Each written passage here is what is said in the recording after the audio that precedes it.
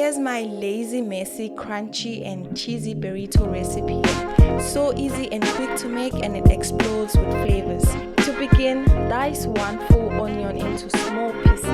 Add one bell pepper to give a lively color and flavor to your stir fry. Use one ripe tomato. Wipe your mushrooms. I choose not to wash them since they absorb a lot of water.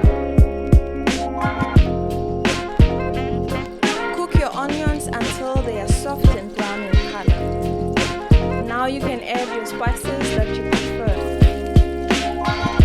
Fold over your onions with the spices and your curry paste.